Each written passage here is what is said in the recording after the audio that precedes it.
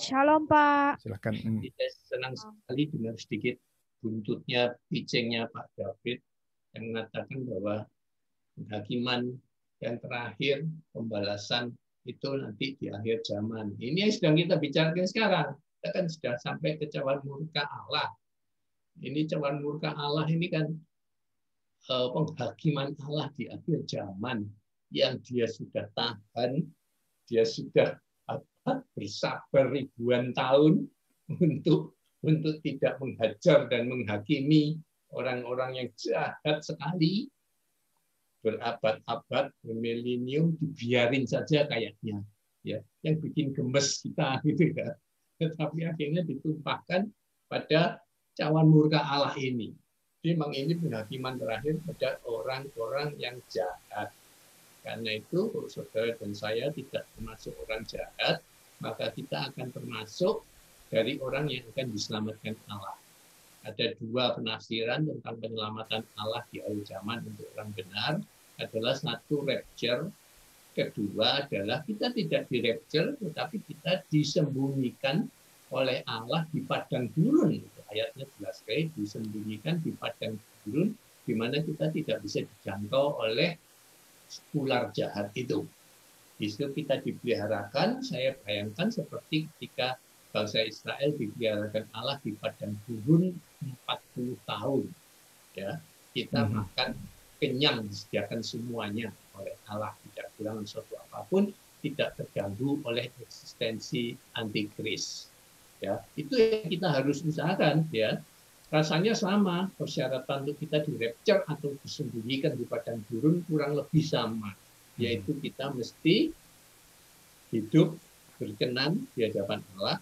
Mulai dari sekarang kita harus mulai membangun relationship pribadi dengan Tuhan Yesus Kristus, supaya kita dekat, supaya kita termasuk kelompok orang benar. Caranya gimana dekat dengan Tuhan Yesus? Lalu saya kalau mengatakan itu gimana? Tuhan Yesus tidak ada, tidak kelihatan, pastor. Sederhana sekali. Yesus adalah firman, kan? Jadi mau mengenal dan dekat Yesus, ya kita baca firman-Nya, kita ngerti firman-Nya. Semuanya cuman rajin membaca dan mengerti Alkitab, cuman itu. Semakin kita belajar dan sering membaca dan mengerti ayat Alkitab, semakin kita mengenal Yesus. Ya kan? Itu kita belajar hermeneutika, karena membaca saja tidak cukup. Membaca tidak mengerti ya percuma. Membaca lalu mengerti dengan penafsiran yang sama juga sama jeleknya. Jadi untuk akhir zaman tidak cukup sekarang kita membaca Alkitab, ulang-ulang saya sampaikan, kita harus meneliti, mendalami Alkitab sampai ngerti betul artinya. Ya, jadi kita itu untuk tafsir Alkitab sekaligus sedikit menganalisa hasil tafsir ayat ujian yang lalu. Saya ingin mengatakan ada yang menafsirkan dengan menggunakan semua kunci yang saya ajarkan atau yang bulan sebelumnya saya pakai untuk menafsirkan ayat, yaitu prinsip Alkitab, lalu teologi dispensasi, lalu apalagi teologi yang saya ajarkan, yang pada kasus minggu lalu Yakobus 1:13 itu tidak perlu semua. Ngaco itu malahan. Kadang-kadang untuk membuka satu pintu cukup satu kunci saja. Dan pada kasus yang minggu lalu, bulan ini, khusus Yakobus 1:13 itu cukup satu kunci saja. Yaitu Anda bisa mengetahui kata kuncinya dan artinya dalam bahasa aslinya. Apa masih ingat Yakobus 1 kemarin kata kuncinya menjadikan kita dapat menafsirkan dengan baik. Kata kunci satu kata saja cuma di Yakobus 1 tadi yang penting. Pencobaan. Itu kata kuncinya di ayat itu. Dan kita harus tahu kata kunci bahasa aslinya adalah peiraso, yang artinya ada dua, ujian dan pencobaan, garis miring godaan. Dalam bahasa Inggris, test and temptation. Jadi kalau kita tahu kata kuncinya dan kemudian tahu bahasa aslinya dan artinya, sudah mudah, menafsirkannya mudah sekali. Ya kan? Bahwa bagaimana menafsirkan Allah tidak pernah memberikan pencobaan. Ya jelas, Allah tidak pernah menggoda saudara, iblis. Allah melakukan apa? Tes. Kerjaan Allah melakukan ujian. Kerjaan iblis melakukan godaan. Tujuannya berbeda. Yang kita rasakan hampir sama. Waktu dites maupun digoda iblis, itu rasanya hampir sama. Kita dalam pergumulan, dalam masalah, dalam persoalan, dalam penderitaan. Tapi kita harus tahu ini dari Allah atau dari iblis. Kalau dari iblis itu godaan harus kita lari, ya, atau kita usir iblisnya. Kalau dari Allah, terima kasih, puji Tuhan, aku mau naik kelas, ya kan? Terus ujian itu berarti mau naik kelas. Jadi sangat berbeda, respon kita harus sangat berbeda dalam menerima pencobaan. Ada dua macam tadi, godaan iblis atau ujian Tuhan. Kalau ujian Tuhan kita harus mengucap syukur sekali. Berarti Anda hampir lulus, tinggal ujian lulus, gitu ya. Sayang sekali kita seringkali dikasih ujian, ngomel, mengeluh dan sebagainya, sehingga kita tidak lulus. Tidak lulus yang ngulang terus. Oke, jadi kadang dengan satu kunci hermeneutika saja sudah cukup untuk menafsirkan satu ayat. Sudah cukup. Kadang-kadang ya, tidak selalu.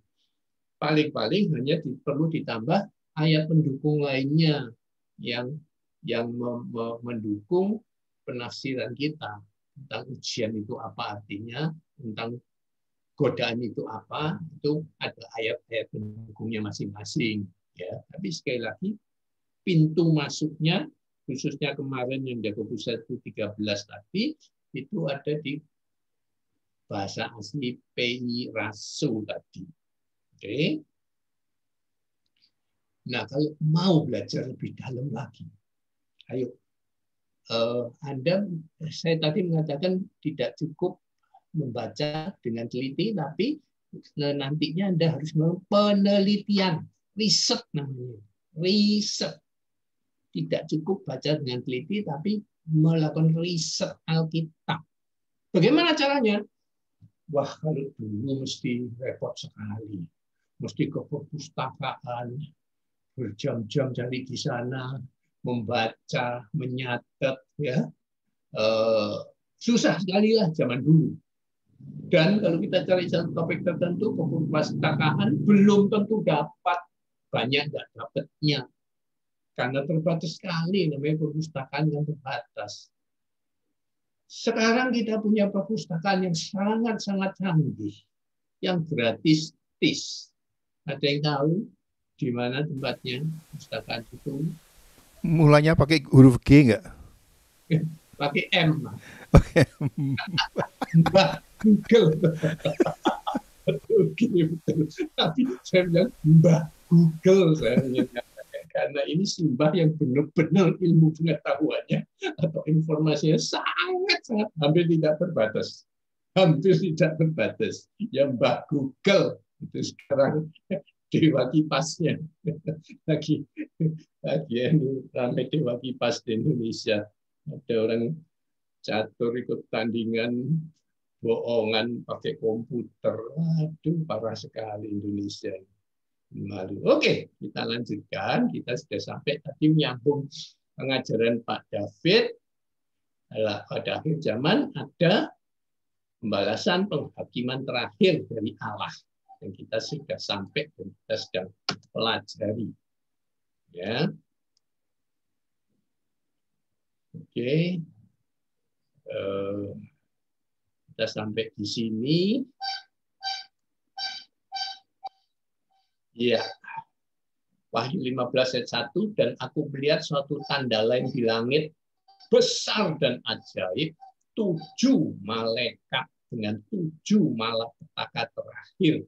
Karena dengan itu berakhirlah murka Allah. Ini benar akhir zaman.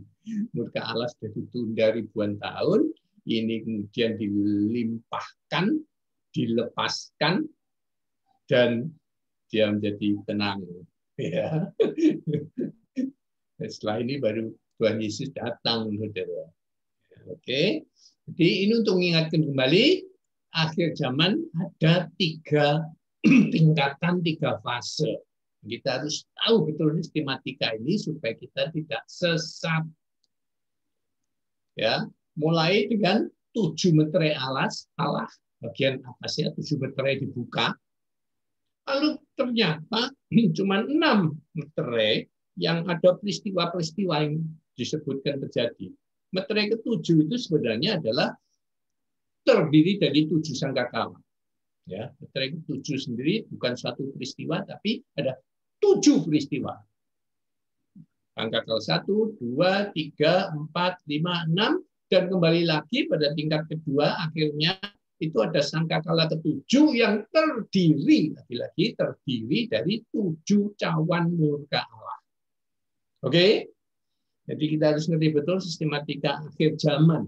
Dan ini urutannya kronologis sekali. Kronologis itu berurutan menurut nomornya. Kejadiannya harus meterai 1 dulu, lalu meterai 2, 3, 4, 5, 6, lalu baru sangkakala 1, 2, 3, 4, 5, 6, lalu baru cawan murka Allah 1, 2, 3, 4, 5, 6, 7. Urutannya harus begitu. Nah, jadi kalau kita tahu sistematikanya seperti ini, kita tidak mudah disesatkan oleh para nabi-nabi yang bernubuat seenak perut sendiri. Ada yang mengatakan kita sekarang sudah ada di meterai ke-4, masuk meterai ke-5. Karena disebut di meterai ke-4 itu ada pandemi global. Nah, ini kan sudah ada pandemi global. Ngawur. Karena meterai ke-4 terjadi sesudah meterai ke-1, kedua, ketiga. Meterai ke-1, 2, 3 apa? Ke meterai ke-5 tadi. Meterai ke-1, 2, 3, 4 kuda. Dan 4 kudanya belum muncul. Kuda pertama aja belum muncul kok. Antikrisnya belum muncul ya. Kalau sekarang jadi pandemi, itu pandemi biasa. Sudah berulang-ulang dalam sejarah ribuan tahun terjadi pandemi. Jangan setiap kali ada apa yang heboh dikaitkan dengan ayat terus dicocok-cocokkan sudah akhir zaman. Salah, selalu salah. Gempa bumi, itu ada gempa bumi besar, tsunami besar, akhir zaman. Itu semua ada di tengah-tengah sini terjadinya. Kalau gempa bumi yang terjadi, yaitu peristiwa alam biasa yang sudah ribuan tahun berulang terjadi. Tidak dapat disimpulkan sebagai akhir zaman. Nabi-nabi suka ngomong seenaknya sendiri, katanya dari Tuhan. Bohong itu. Tuhan kok bisa salah? Itu tidak mungkin. Itu ngaco. Kalau banyak orang sekarang berani mengklaim saya dengar suara Tuhan, saya paling takut itu, saudara. Paling takut. Paling takut ngomong begitu, atau ada orang yang ngomong begitu. Tuhan berbicara tadi malam, tadi pagi, jam 9. Wah, sudah ngaco semua. Saya sangat skeptis sama orang-orang seperti itu. Apalagi yang nubuatannya itu tentang hal-hal kecil menurut ukuran kosmik alam semesta yang Tuhan ciptakan. Banyakan ini nabi-nabi di Amerika menubuatkan segala hal tentang perpolitikan lokal di Amerika. Itu urusan kecil sekali, tidak ada urusannya Tuhan di situ, saudara. Tuhan terlalu besar mengurusin satu presiden di Amerika misalkan ya. Tidak ada urusannya. Urusan Tuhan itu nubuatannya terlalu global sekali. Saya percaya pada nubuatan-nubuatan yang mengatakan akhir zaman sudah dekat, engkau bersiap-siaplah, waspadalah, itu kata Tuhan. Nah, benar kalau itu benar, tidak nyebut orang, tidak nyebut siapa. Ini nyebut Bill Gates, nyebut apalah, paus lah, nyebut orang.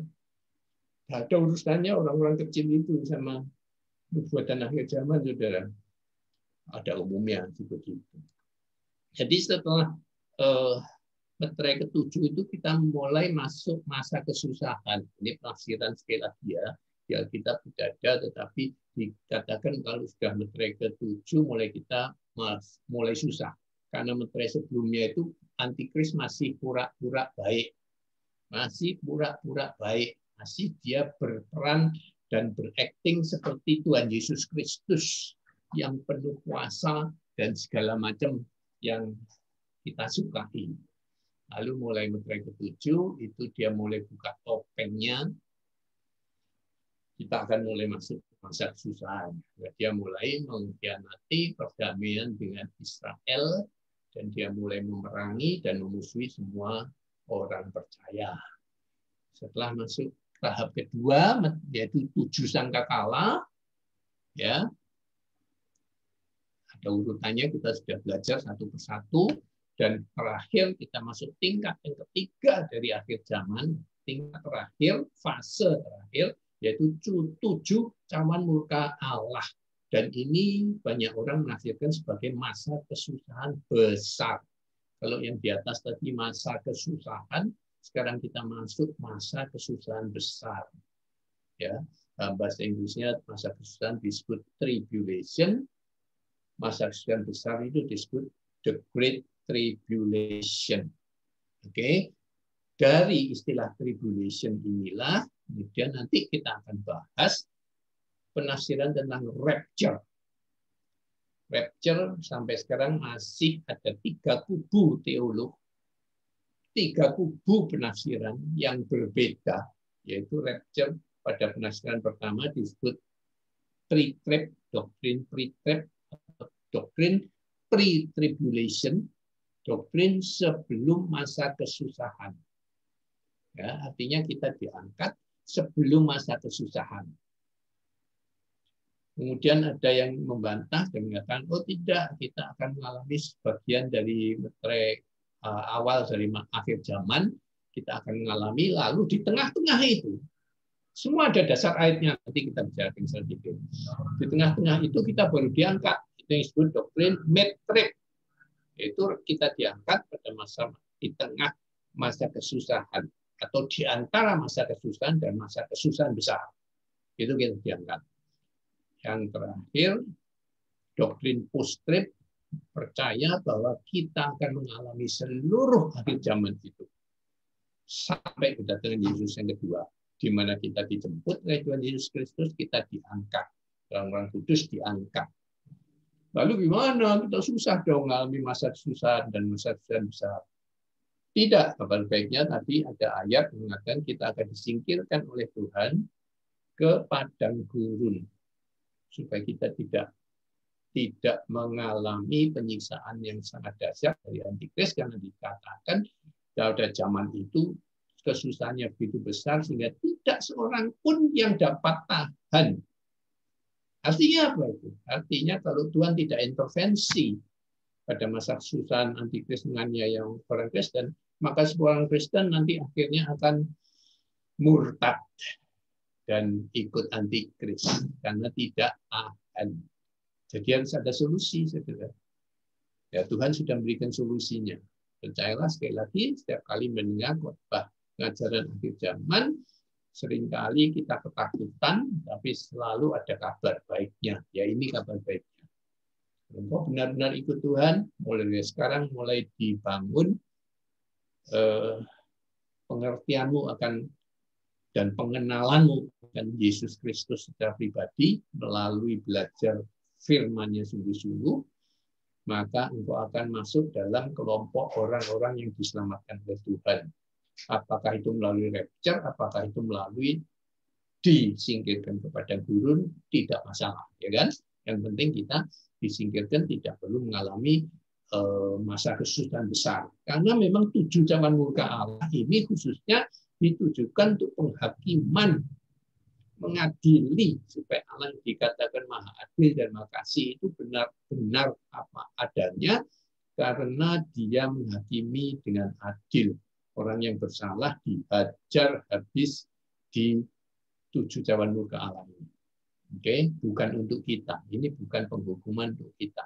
Ini penghukuman untuk orang jahat yang sudah terlalu lama tertunda. Jadi ini adalah disebut God's final wrath, ya, murka akhir dari Allah yang disebut seven bowl, ya, dalam bahasa Indonesia 7 cawan.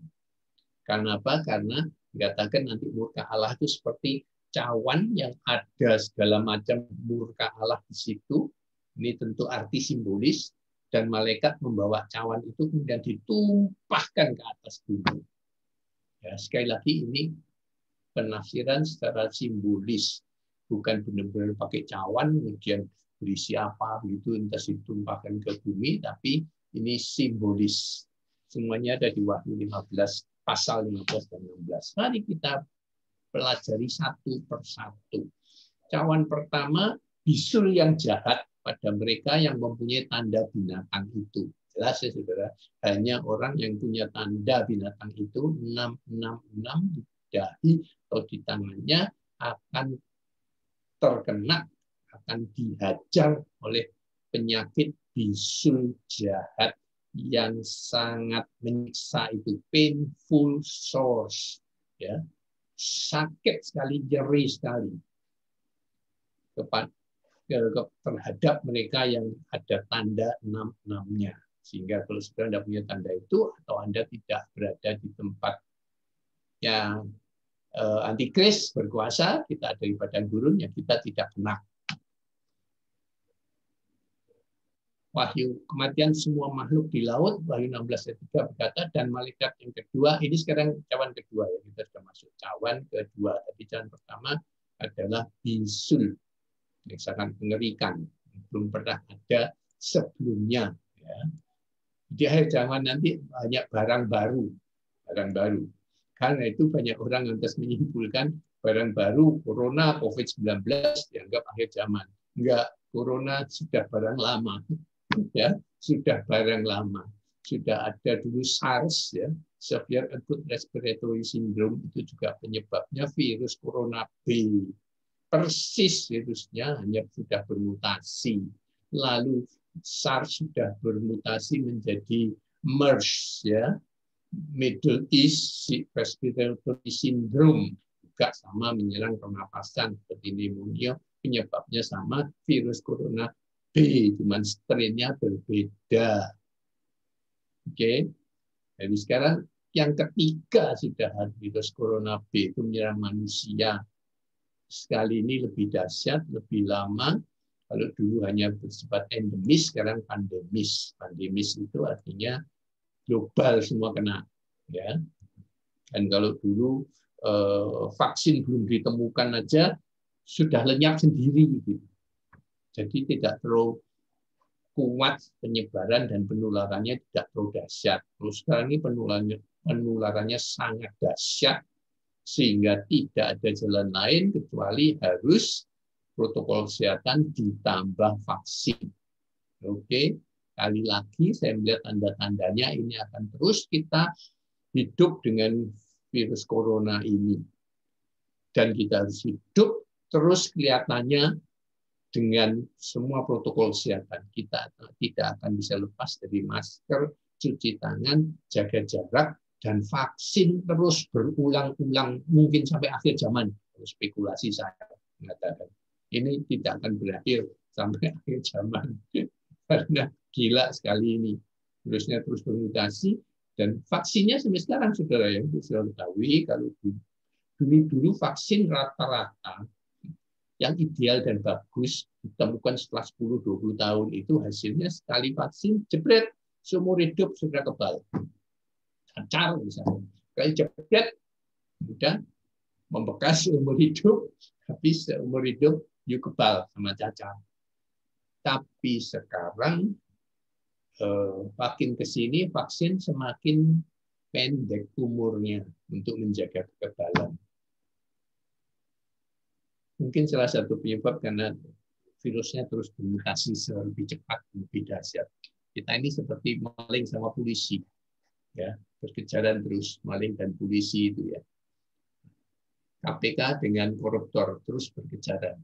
Ya, nangkap koruptor satu, koruptor berikutnya pakai cara-cara yang lebih canggih dan sebagainya, sehingga tidak ada berhentinya. Dan sekarang ini kan belum tahu vaksin-vaksin yang sekarang disuntikan tahan berapa lama untuk memberikan kekebalan. Berapa lama kita kebal setelah divaksin 2 kali? Itu kita kebal berapa lama? Belum ada yang tahu karena belum pernah dipakai kok untuk jangka panjang. Jangka waktu kekebalan hanya dapat diketahui setelah dipakai puluhan tahun, 100 tahun kalau perlu. Baru kita bisa menyimpulkan apakah vaksin ini bisa seumur hidup, cukup sekali, atau 3 tahun sekali, 5 tahun sekali, dan sebagainya. Nah, menurut prediksi para ahli, mereka mengatakan, sekali lagi prediksi, ya, namanya meramal, berdasarkan keahlian mereka dan pengalaman mereka di bidangnya, mengatakan secara optimis vaksin ini bisa tahan sampai 2-3 tahun, baru kita perlu diulang. Tapi yang pesimis mengatakan mungkin 3 bulan, 6 bulan sudah habis kekebalan kita. Jadi setiap 3-6 bulan harus diulang lagi. Ngeri sekali, saudara. Kalau katakan 2 tahun saja kita harus diulang ya. Vaksinasi berarti bisa terus-menerus, tidak pernah ada habisnya. Sekarang ini Indonesia mengatakan menyelesaikan vaksinasi dalam waktu 1 tahun. Omong kosong sama sekali, saudara. Katanya targetnya 1 juta orang divaksin setiap hari. 1 juta orang divaksin setiap hari, itu berarti 1 tahun 360 juta orang vaksinasi. 1 tahun selesai, betul. Karena 180 juta targetnya yang harus divaksinasi, 2 kali kan 360 juta. Itu 1 tahun. Tetapi sekarang kita baru capai 100-200 ribu per hari. Artinya kita perlu waktu vaksinasi 5-10 tahun.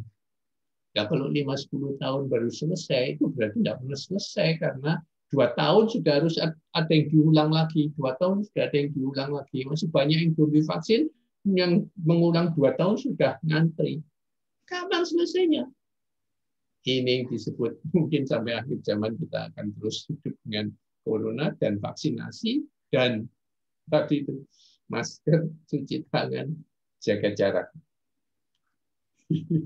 Ngeri sekali, karena itu feeling saya, sekali lagi sebagai teolog, saya memprediksi ini tanda-tanda menuju akhir zaman ini. Corona ini yang akan membawa kita nanti ke akhir zaman. Sampai, sebab tidak akan sampai selesai, sampai akhirnya nanti antikris yang menyelesaikannya. Dia muncul dan menyelesaikan dengan cara dia. Entah bagaimana caranya, apakah pakai pengetahuan, atau pakai simsalabim, mujizat, saya tidak tahu, tapi prediksi saya, spekulasi saya, feeling saya, nanti dia akan dapat menyelesaikan dengan cara apapun, sehingga dia bisa mengatakan, akulah juru selamat dunia. Dan semua orang mengatakan, amin. Karena benar, saudara, dia buktikan. Dia bukan seperti politikus zaman sekarang yang hanya klaim-klaim saja, janji-janji. Tapi dia buktikan dulu, dan dia benar-benar wujudkan, realisasikan, sehingga dia ketika mengklaim pula juru selamat dunia, tidak ada yang bisa mengatakan enggak, amin semua. Karena benar-benar dia menyelesaikan, katakanlah COVID ini, corona ini, yang tidak pernah bisa diselesaikan sebelumnya oleh siapapun, oleh obat apapun, dia dapat menyelesaikan. Wahyu 16 ayat 3, kita sampai ke cawan murka yang kedua, bunyinya, dan malaikat yang kedua menumpahkan cawannya ke atas laut, maka airnya menjadi darah seperti darah orang mati, dan matilah segala yang bernyawa yang hidup di dalam laut. Saudara, ini sekali lagi spekulasi saya, laut adalah salah satu sumber kehidupan kita yang utama sekali, yang penting sekali. Sumber protein, sumber gizi, sumber segala macam untuk kesehatan tubuh kita. Kalau segala makhluk di laut sudah mati, itu berarti kita ngeri sekali. Ngeri sekali. Kehidupan kita ngeri sekali. Ada nutrisi yang tidak seimbang, yang semakin parah terjadi. Nah, sekarang ini orang zaman sekarang kebanyakan sakitnya karena gizi yang tidak seimbang. Ya, terlalu banyak makanan tertentu dia makan, kekurangan makanan lain yang dia perlukan, yang tubuh perlukan. Jadi orang berpenyakitan karena gizinya tidak seimbang. Umumnya penyakitnya karena terlalu banyak makan lemak, ya, kurang protein. kebanyakan karbohidrat, ya, dan sebagainya. Itu yang menyebabkan macam-macam penyakit zaman sekarang. Second bone sea, blood of a corpse, everything in the sea died. Semua yang ada di laut mati. Cawan yang ketiga, semua air di muka bumi ini menjadi tercemar sehingga menjadi darah. Wahyu 16 ayat 4 dan 7. Dan malaikat yang ketiga menumpahkan cawannya atas sungai-sungai dan mata-mata air. Dan semuanya, sekali lagi, semuanya menjadi darah. Dan aku, Yohanes, mendengar malaikat yang berkuasa atas air itu berkata, adil engkau. Engkaunya lebih besar Allah, engkau yang ada dan yang sudah ada, engkau yang kudus, yang telah menjatuhkan hukuman ini. Kalau sudah sampai ke air, saudara, maka ini sumber kehidupan utama manusia. Loh, tadi makanan laut masih secondary, ini utama. Air adalah sumber kehidupan utama kita. Sebab pertama manusia terdiri 70% tubuhnya ini dari air. Dan semua penjelajah ruang angkasa yang sekarang ini mengirim pesawat-pesawat antariksa ke berbagai macam planet, terutama sekarang yang dituju adalah Mars, adalah sebenarnya cuma mencari satu. Apakah ada air di sana? Kalau oksigen banyak planet yang ada oksigen. Tapi ada oksigen, kalau tidak ada air, manusia tidak dapat hidup dan tinggal di situ. Sekarang kan manusia dengan ilmu pengetahuannya mencoba mencari solusi bahwa karena kita sadar bumi sudah tua dan sudah waktunya kita mencari alternatif planet lain untuk manusia berimigrasi ke planet itu untuk menjalin hidup baru. Karena bumi ini sudah tersesak, sudah terusak, tercemar, dan sebagainya.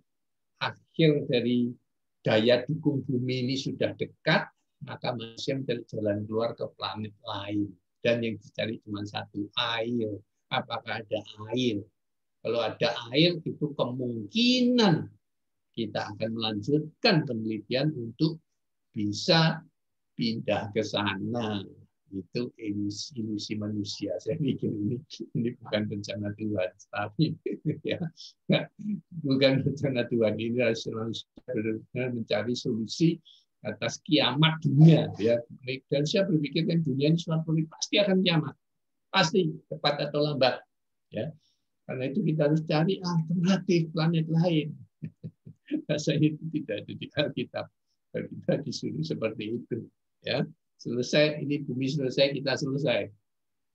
Tidak ada cerita planet lain kita pindah bondong-bondong ke sana. Mereka membayangkan gini loh, seperti dulu mereka pindah dari daratan Eropa, khususnya Inggris, ke benua Amerika. Sekarang jadi negara Amerika Serikat. Seperti itu, saudara. Mencari kehidupan baru, karena di sana sudah sesak, sudah banyak masalah, tidak bisa diatasi. Lalu mereka lari ke Amerika, menguasai benua Amerika, menjadi negara baru Amerika Serikat dan Kanada. Ya, dianggap seperti itu. Ya, terlalu jauh perbandingannya menurut saya sih. Itu sampel sekali ya. Istilahnya orang berenang saja bisa. Gitu ya. Tapi itu kalau keluar planet lain, ya sama jauh sekali, dua biayanya mahal sekali. Ketiga, yaitu apakah bisa mendukung kehidupan manusia yang kebutuhannya semua ada di bumi, hanya bumi satu planet sampai saat ini yang dapat mendukung kehidupan kita. Ke bulan aja kita tidak bisa hidup kok. Ke bulan aja kita tidak bisa hidup, kalau bisa hidup ke bulan ya kita sudah beres. Terus saya pindah ke bulan, sebagian orang diungsikan di sana kayak transmigrasi saja. Enggak, di sana oksigen aja tidak ada. Karena mereka telah menumpahkan darah orang-orang kudus dan para nabi. Nah, ini satu penafsiran yang bagus. Air semua dibuat Allah tercemar dan menjadi darah. Satu simbolisme yang indah sekali karena Allah ingin membalaskan, memberikan keadilan pada para martir, darah orang-orang kudus dan para nabi sepanjang sejarah, sepanjang zaman. Ya. Jadi banyak jutaan mungkin martir untuk mempertahankan iman dan firman Tuhan, mereka mati. Masuk para rasul dan orang-orang kudus zaman dulu yang sudah menjerit. Kita tahu ada beberapa episode yang lalu para martir menjerit ke hadapan Tuhan. Saya bayangkan seperti darahnya Habil itu ya, yang menjerit di hadapan Tuhan untuk minta keadilan. Tapi Tuhan bilang sabar, tunggu sebentar lagi. Karena akan digenapkan jumlah orang-orang martir di akhir zaman, baru nanti aku akan bertindak. Mereka telah menumpahkan darah orang-orang kudus dan para nabi, engkau juga telah memberi mereka minum darah. Hal ini wajar bagi mereka. Minum darah ngeri sekali, saudara ya. Dan aku mendengar Mesbah itu berkata, ya Tuhan Allah yang Maha Kuasa, benar dan adil segala penghakiman-Mu. Masih ingat kenapa Mesbah di sini? Kenapa Mesbah? Kaitannya kemana? Kenapa? Dan aku mendengar Mesbah itu berkata. Kok ada Mesbah berkata? Ayo terus belajar penafsiran. 4 orang martir. Ya, kurang jelas. Gimana, Bro? 4 orang martir, Pak. Ya, betul sekali. Ada beberapa episode yang lalu kita tadi itu martir-martir yang berteriak tadi minta keadilan dari Tuhan itu mereka berada di bawah Mesbah. Ini sangat simbolis lagi-lagi sekali, sungguh-sungguh sangat simbolis. Mereka yang mati jiwanya itu Tuhan tempatkan di bawah Mesbah. Artinya itu berada di dalam kekudusan Allah, di dalam naungan kekudusan Allah. Sebab Mesbah adalah tempat Allah hadir bertemu dengan umatnya. Oke, jadi mereka tadi yang berteriak minta keadilan sekarang berterima kasih, ya kan? Meresponi cawan murka yang kedua ini yang mengatakan, ya Tuhan Allah yang Maha Kuasa, benar dan adil segala penghakiman-Mu. Apa yang mereka minta tadi sudah Tuhan turuti. Jadi sekali lagi cawan murka Allah adalah untuk menghajar orang-orang jahat. Dalam kasus ini, dalam cawan kedua, untuk menghajar para orang-orang yang membunuh orang Kristen dan mengkuduskan, saya percaya darah ini mengkuduskan kembali orang-orang martir tadi. Oke, ini penghakiman sekali lagi. Jadi tadi yang disebut Pak David, penghakiman akhir ini sudah mulai berjalan. Jadi penghakiman pada orang-orang yang membunuh orang-orang percaya karena imannya. Ini yang terjadi di Makassar beberapa hari yang lalu. Salah satunya kan gitu.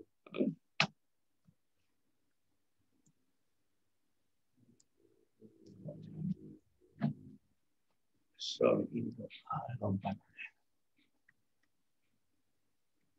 Oh betul, kita sudah sampai cawan yang keempat sekarang. Cawan yang keempat. Panas api matahari meningkat dahsyat dan menyiksa manusia yang tidak mau bertobat. Hari ini, ilmu pengetahuan sudah mendeteksi adanya peningkatan aktivitas di matahari yang suhunya terus meningkat, yang juga memberi dampak kepada global warming, ya, pemanasan global di dunia ini.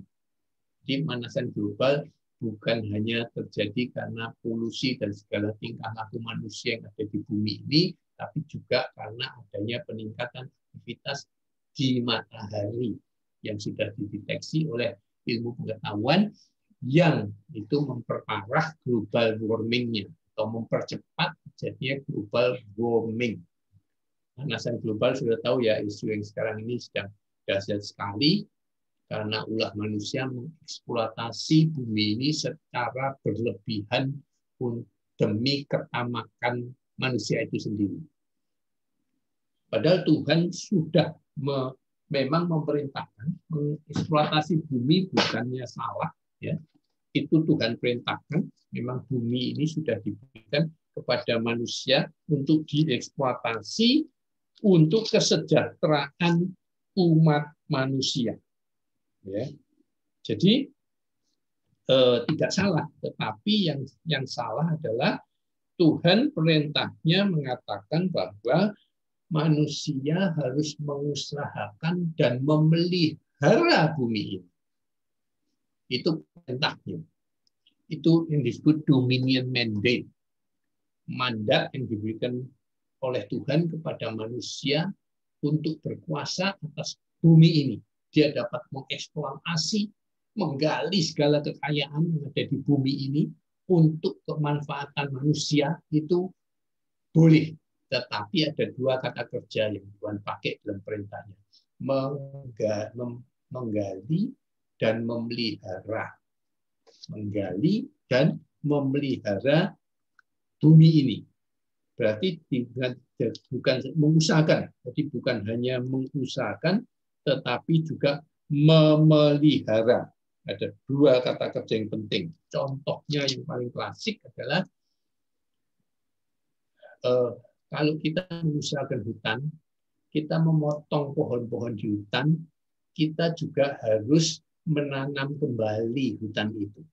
Itu yang disebut, kita belajar di SD barangkali, reboisasi. Ingat reboisasi, saudara ya. Reboisasi adalah program penanaman hutan kembali. Karena manusia sudah tahu, ilmu pengetahuan sudah tahu, supaya sustainable terjadi berkelanjutan, kita dapat memakai kayu untuk kebutuhan hidup manusia dari hutan. Kita setelah memotong juga harus menanam kembali pohon baru, supaya tidak habis dan tidak gundul hutannya. Tetapi apa yang terjadi, kita tahu bahwa hutan semakin lama semakin gundul. Karena apa, saudara? Karena manusia hanya memotong pohon tetapi tidak menanam kembali. Di Indonesia itu juga sudah ada undang-undangnya. Itu undang-undang HPH. Hak pengusahaan hutan. Itu yang dijual oleh pejabat-pejabat yang korup kepada para bisnismen yang mengusahakan hutan. Tapi undang-undang sudah mengatur sebenarnya bahwa mereka kalau memotong sekian pohon harus menanam juga sekian pohon baru. Itu secara teoritis. Tapi itu tidak terjadi karena para bisnismen itu tidak mau rugi, mereka hanya menggunduli dan membabat hutan dan pohon-pohon untuk dijual, tapi mereka tidak melakukan reboisasi. Reboisasi selalu dilaporkan terjadi hanya di atas kertas, tapi kalau dicek di lapangan, benar-benar tidak ada yang ditanam kembali atau sangat sedikit. Tidak sesuai dengan aturan di undang-undang. Oke, jadi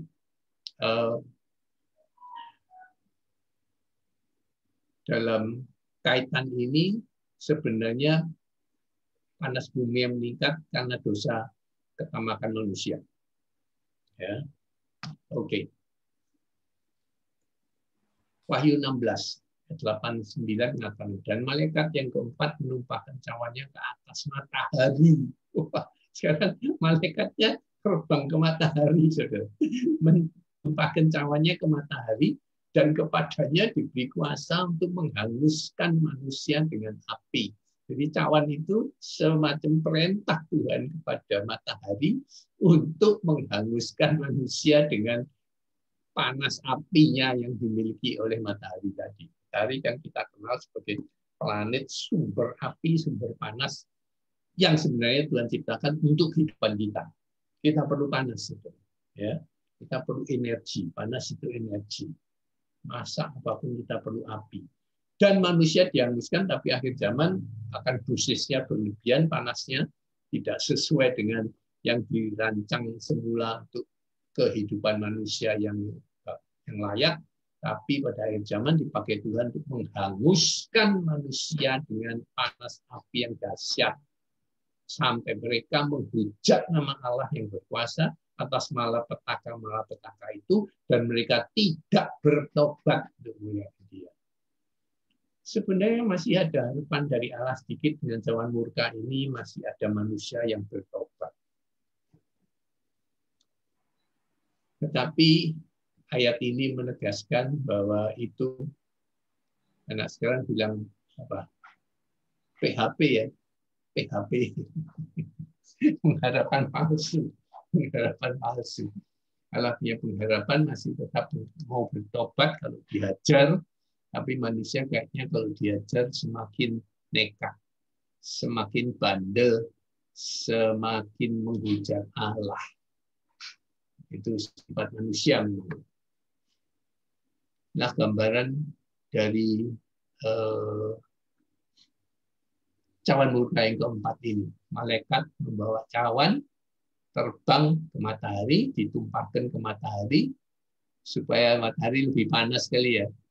Lalu mataharinya mengamuk dan memanaskan, menghanguskan manusia yang ada di bumi. Oke. Cawan kelima. Matahari menjadi gelap dan meningkatkan rasa sakit bisul pertama. Ingat ya, cawan murka yang pertama itu bisul kan?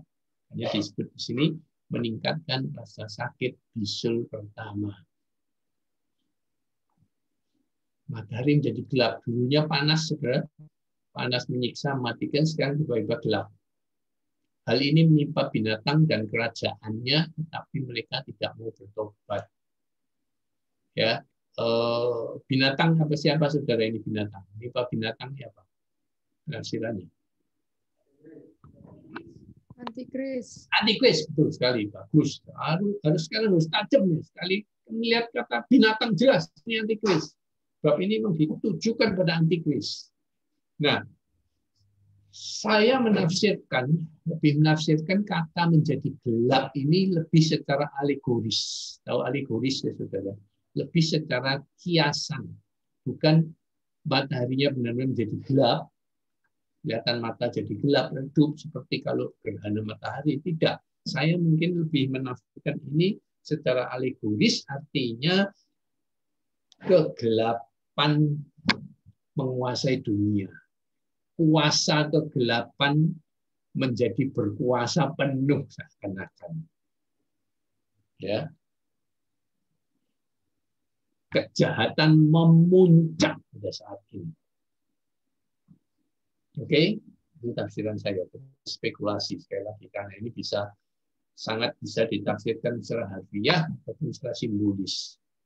Tapi segala kegelapan saya lebih cenderung menafsirkan ini kuasa gelap pada masa akhirnya semakin kalap. Mereka tahu semakin dekat. Kalau sekarang ini itu kan masih tahun atau bulan atau apa. Sekarang ini pada saat cawan yang keempat ini, kelima ya ini ya, ini sudah makin dekat Tuhan Yesus akan datang. Dan dia tahu kalau Tuhan akan datang, Tuhan Yesus datang, mereka akan diikat 1000 tahun lamanya. Ya, itu mereka tahu. Karena mereka sudah belajar di Alkitab, nubuatannya memang bunyi seperti itu. Tapi jika mereka makin nekat, tidak mau bertobat.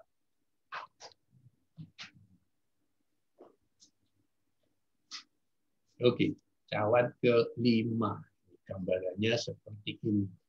Yang bisul tadi makin sakit, tidak tahu kenapa jadi gelap kok makin sakit. Ya. Lalu sana sudah seperti ini, sudah seperti neraka, dunia sudah seperti neraka. Lihat saja gambar ini, saudara. Makhluk-makhluk jahat, kuasa kegelapan berkeliaran keluar semua dari sarangnya untuk ya menyiksa manusia juga ya. Dan malaikat yang kelima menumpahkan cawannya ke atas tahta binatang itu. Sekarang ini langsung to the point. Cawan kelima, Allah mulai to the point. Dia menumpahkan cawannya bukan ke dunia, bukan ke matahari, tapi sekali ini ke tahta, ke atas tahta binatang itu, dan kerajaannya menjadi gelap. Sekali lagi, ini bisa ditafsirkan secara alegoris bahwa kalau bicara kerajaan itu yang sukses disebut cemerlang seperti bersinar, bercahaya. Ya. Tapi kalau kerajaan runtuh itu berarti kerajaannya menjadi gelap. Ya, karena sudah sinarnya, kecemerlangannya sudah hilang.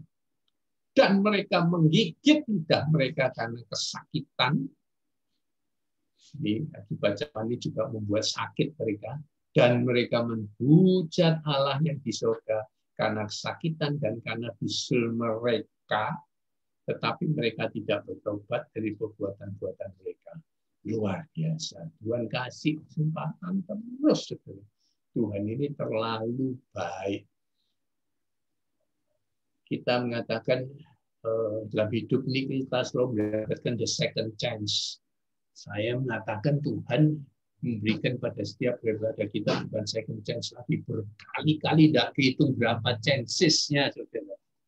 Itu kesabaran dan kebaikan hati Allah. Kalau manusia yang memberikan second chance, oke. Ya, kalau Allah tidak ada habisnya. Oke, waktu saya sudah habis, saya serahkan kembali pada Pak David. Haleluya. Terima kasih Pak Yusak. Terima kasih atas pengajarannya.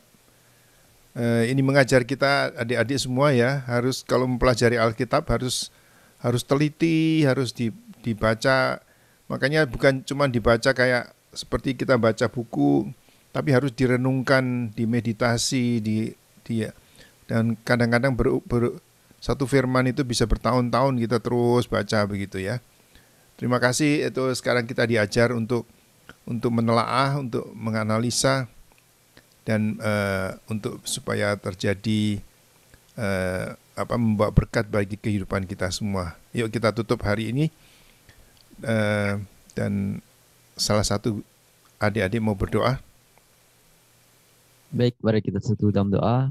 Terima kasih Tuhan atas penyertaan-Mu Tuhan pada pagi hari ini kami telah selesai belajar Tuhan. Kau berkati Pak Yusak yang telah mengajar kami Tuhan, dan Kau berkati kami di tempat ini. Dan Kau berkati juga pada